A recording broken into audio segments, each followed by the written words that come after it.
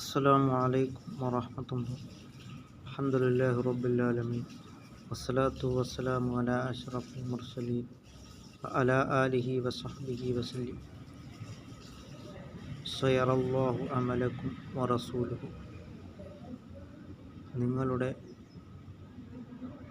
പ്രവൃത്തികൾ അല്ലാഹുവും റസൂൽ സല്ലല്ലാഹു അലൈഹി വസല്ലമ തങ്ങളും കാണുന്നതാണ്.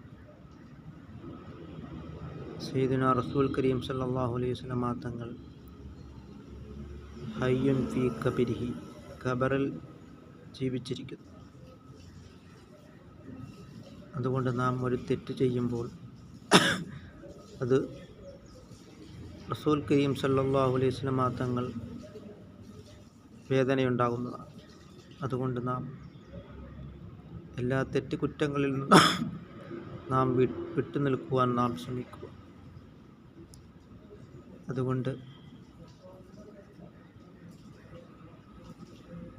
മനുഷ്യൻ്റെ ശരാശരി ആവറേജ് പ്രായം എന്നുള്ളത് ഉമാറ ഉമ്മത്തി മാ ബൈന സിത്തീന വസബഈന, എൻ്റെ ഉമ്മത്തിൻ്റെ ആവറേജ് പ്രായം വെറും 60-ൻ്റെയും 70-ൻ്റെയും തുച്ഛമായ പ്രായം മാത്രമേ ഉള്ളൂ എന്നാണ് സയ്യിദുനാ മുഹമ്മദുർ റസൂലുള്ളാഹി സ്വല്ലല്ലാഹു അലൈഹി വസല്ലമ തങ്ങൾ പറഞ്ഞിട്ടുള്ളത്.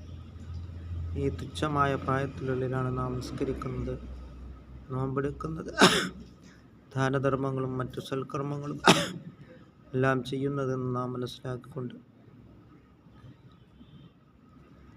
3 കാര്യങ്ങളാണ് ഒരു മയ്യത്തിനെ പിന്തുടരുന്നത്: മാലുഹു വ അഹ്ലുഹു വ യബ്ഖ അമലുഹു.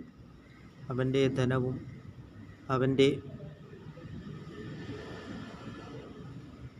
ബന്ധുക്കളും അവൻ ചെയ്തതായ സൽക്കർമ്മങ്ങളുമാണ് എന്നാണ്. അവൻ്റെ അഹലുകാരും ധനവുമെല്ലാം ഖബറാടുന്നത് വരെ പിന്തുടരുകയും പിന്നീട് വയബുക്ക അമലുഹു, അവൻ ചെയ്തതായ സൽക്കർമ്മങ്ങൾ മാത്രമേ അവനിൽ അവശേഷിക്കുകയുള്ളൂ എന്നാണ് സയ്യിദുനാ മുഹമ്മദുർ റസൂലുള്ളാഹി സ്വല്ലല്ലാഹു അലൈഹി വസല്ലമ തങ്ങൾ പറഞ്ഞിട്ടുള്ളത്. അതുകൊണ്ട് നാം അള്ളാഹുവിലേക്ക് നാം മടങ്ങുക. അങ്ങനെ നാം അള്ളാഹുവിൻ്റെ പ്രീതിയിലുമായിട്ട് നാം ജീവിക്കുവാനും നാം ശ്രമിക്കുക. അല്ലാഹു തആല നമ്മുടെ എല്ലാ സൽക്കർമ്മങ്ങളും അല്ലാഹു തആല കബൂലാക്കുകയും ചെയ്യുമാറാകട്ടെ.